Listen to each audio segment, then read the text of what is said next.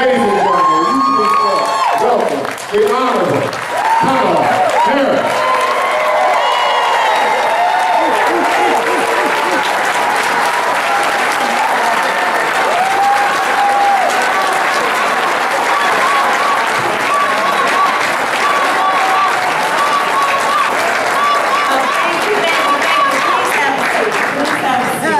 Let me just publicly thank Darren, as I hope I have often enough privately. Now, let me just tell you, for all of you who are wondering what he was referring to, it really is not a big deal. It was about 5 years ago, and I was supposed to be on I don't know what part of the agenda, and Darren kept making me wait. And he had other people to speak, he just kept making me wait. And then finally I was like, Darren, but why didn't you just make me, I didn't see you in the room. And then he's been feeling guilty about that ever since. And bless his heart, he keeps mentioning it every time. It's all good, sweetheart. It's all good.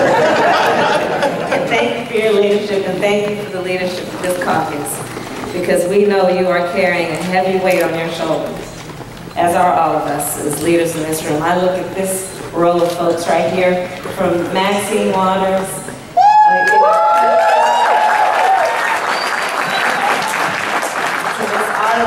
I mean, you just look at where we have been, where we are going, where we need to be in the leadership. I can mention Shirley Weber and the work she does in Sacramento. I see her every day, just holding it down. There's so many leaders. I mean, you know, and then Dave Jones, bless your heart, just right in here.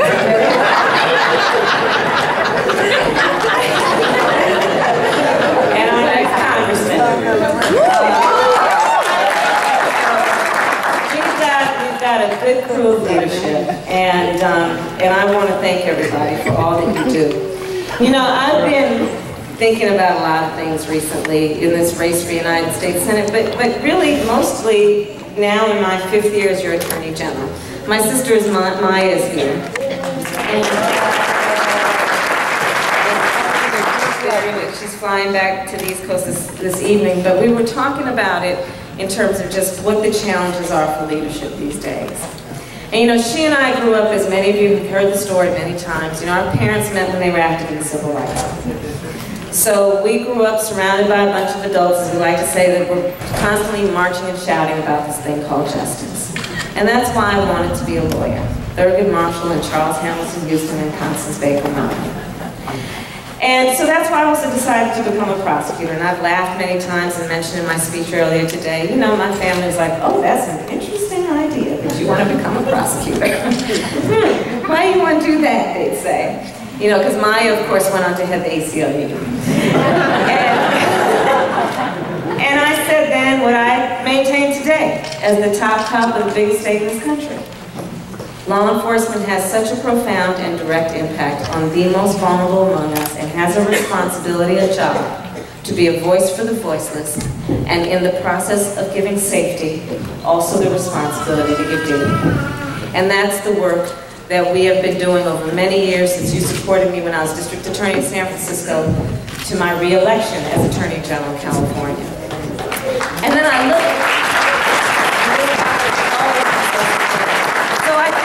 the issues in terms of the substance of where we are, and I want to talk about 2 in particular, which is our babies and what we need to do with our criminal justice system. But I also want to talk a little bit first about the nostalgia, the memories, the pride I think we all have in the civil rights movement, in which we are also firmly grounded. You know, there was something about that movement that was very special, because it was about speaking truth to power. It was about also understanding that we were going to fight for the ideals of our country. It was about saying we will correct what has been wrong in the spirit and interest of fairness and equality and justice. And let's also remember, one of the most effective tools in that movement was coalition building. We knew as a collective people that there is so much that binds us in common and divides us when we talk about those of us who are all members of this humanity in this world. When we talk about all of those of us who are constantly fighting for civil rights and equality. We always knew we would stay committed to a coalition. And so part of what I want to leave this caucus with this evening is a reminder that in going forward on the challenges we face, let us rededicate ourselves always to that important method and tool and right thing to do, which is to build coalitions on the path towards where we need to be. So I'm going to talk about two things: babies and criminal justice. Why? Well, because they're quite related. So, as many of you know, I wrote a book back in 2008 called Smart on Crime. You could buy it for about $2.99 on Amazon. Maybe $1.99 with shipping. And it was born out of my belief that on criminal justice policy, for too long we've been offered a false choice, which suggests that we're either soft on crime or tough on crime instead of asking, are we smart on crime? Instead of understanding that to be smart with any epidemic, the public health model tells us, if it's a health epidemic or a crime epidemic, key to being smart is prevention first. If we're dealing with it, after the sniffles have taken on, something has started to kick up, then let's get into early intervention. But if we're dealing with it in the emergency room or the prison system, it's far too late and much too expensive. Everything that is smart tells us that is the right way to go. So it is for that reason that years ago when I was district attorney of San Francisco, we created an initiative called Back on Track. Well, what I'm proud to share with you today, because this caucus has supported this work, is that as your Attorney General, we created a new division of the California Department of Justice, which we have named the Division on Recidivism Reduction and Reentry, focused on highlighting the best practices in our state of what we can do to be smart on crime, and in particular, to re-enter former offenders back into the communities in a way that they will not re-offend, which means knowing the best way to achieve that goal is by getting them jobs, getting them educational support, getting them parents.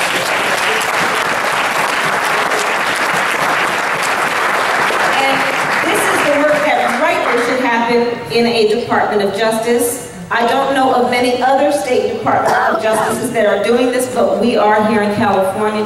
This caucus has always supported that work, and we must continue. Most recently, we started a pilot initiative in Los Angeles in a partnership with the Los Angeles County Sheriff's Department called Back on Track LA.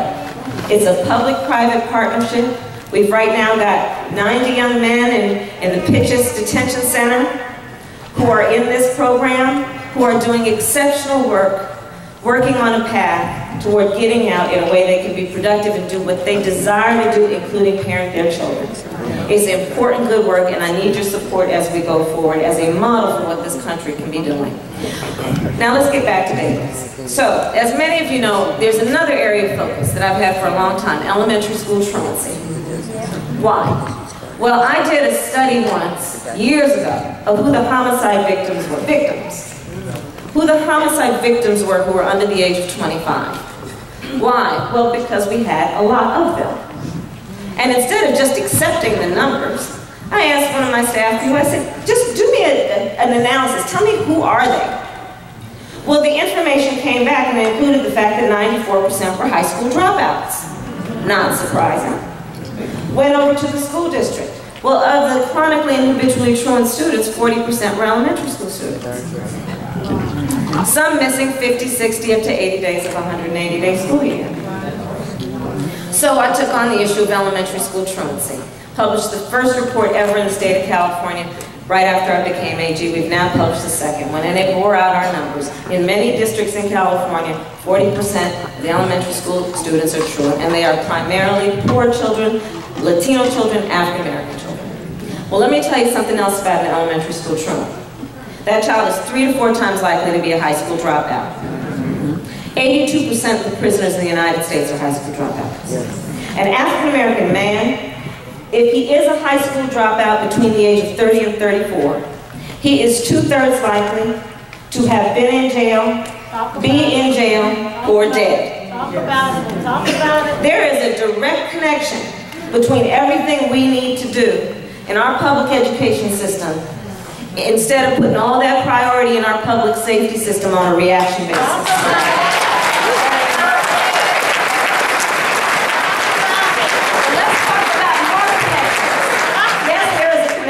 Education and public safety, I'm going to show you another connection. So there is also another fact. The minimum wage, the federal minimum wage, is $7.25 an hour. So I've done the math on that. That's an annual salary of less than $15,000 a year. 2/3 of minimum wage workers are women. Yep. So if she's raising a family, she is probably holding down 2 jobs. A 3-year-old, by the time that child is 3, if being raised in a low-income or public assistance home, has heard 30 million fewer words than a child growing up in a middle, upper income family. 30 million fewer words. Not 30 million different words, just 30 million fewer words. Okay, so now let's back up for a minute, because I think one of the issues I certainly have about public policy around children in need is I think we have informed it in a very paternalistic way, which suggests if there's a child in need, we automatically wag, wag, wag, it must be those parents. Right.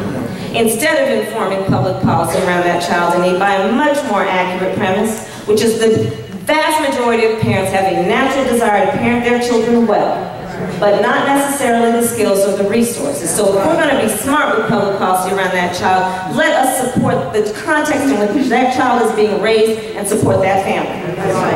So let's go back to this mother who is working 2 jobs on minimum wage. When she gets home at night, what is she telling those kids? Sit down and eat and go to bed. Take a bath, go to bed. Now, by the way, those children are sitting down to a warm meal, and they are going to sleep in a clean bed.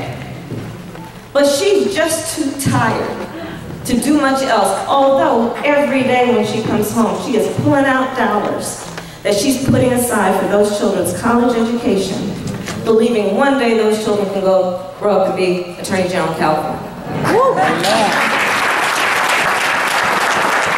But from time to time, another thing is happening, where she's looking down at her 7-year-old and saying, baby, I need you to stay home for the next couple of days.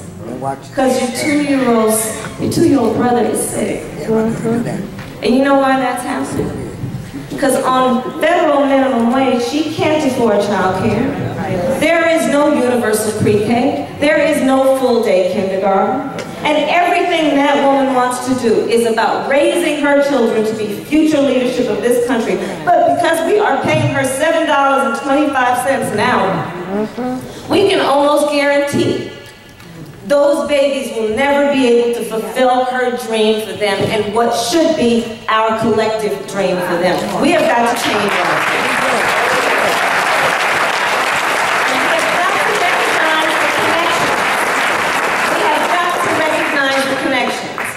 People want to put billions of dollars a year in a criminal justice system and house people in prisons. Talk about it.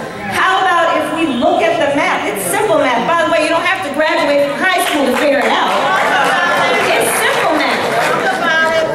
Raise the minimum wage. Support those parents who have a natural desire to parent their children. If you have 3 padlocks on your front door, you should care about this issue. Come on now.